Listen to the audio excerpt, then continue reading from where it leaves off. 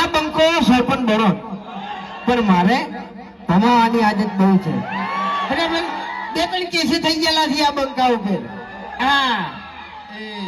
હા શું આ બાજુ હા અબે તેરે નામ કા કુત્તા પાલુ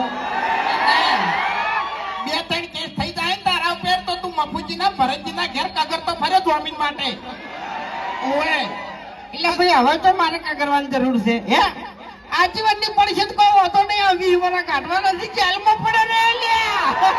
તાણ પછી હે ખરેખર જેલમાં પોલીસે વિચાર કરે કે હું આને ખોટું લઈ જાઉં મરી જાય ને તો હોમો અમન દોગમી આલ છે આર્યો બરોબર આ વચ્ચે તો બોલતો હતો કે 300 હાથ લાગે તો કોઈ ફરક નહીં પડતો હવે 300 હાથ જેને લાગે ને એને પૂછ્યા પેલા એટલે ઓભર મારી વાત એ બધા ધંધા મેં બંધ કરી દીધા છે બરાબર છે હા આપણે જો ફૂમતાઈ હવે મેં વિચાર્યું છે હા કે દારૂ હવે હાવ બંધ કરી દેવો છે ને મફુ કાકાનું જી ખાવું છે બરોબર અને જી ખાઈ અને એવું શરીર બનાવવું છે ને એટલે પહેલા તો ખેગાર ને પાડવો છે ખેગર થોડાક પાવરમાં નહીં ફરતા કોઈ ખેગાર ને કેવું ખબર ખેગર પાવરમાં ફરે છે બલ્લુ પાવરમાં ફરે છે પેલો ભૂપતજી પાવરમાં ફરે છે એક દાડો વારો લેવો છે આ છેડેથી પેલા છેડે બધાને ભમાવતું જ આવ્યું છે શું કેવું હે વચ્ચે મફુજી નું ઘર આવે પાછું આપણે રોલર તો લાયા છે ખબર છે ને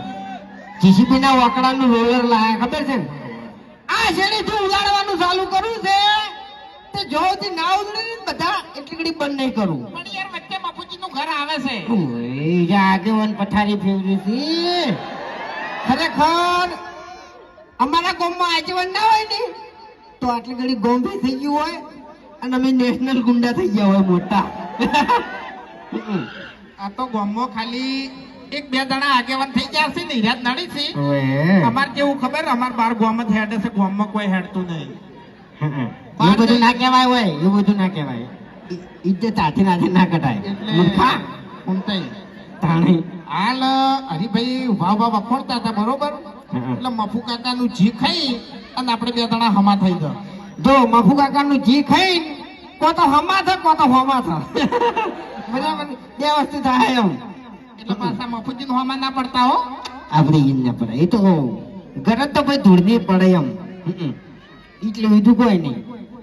હવે આપણે હરિભાઈ કીધું કે 8 વર્ષની અંદર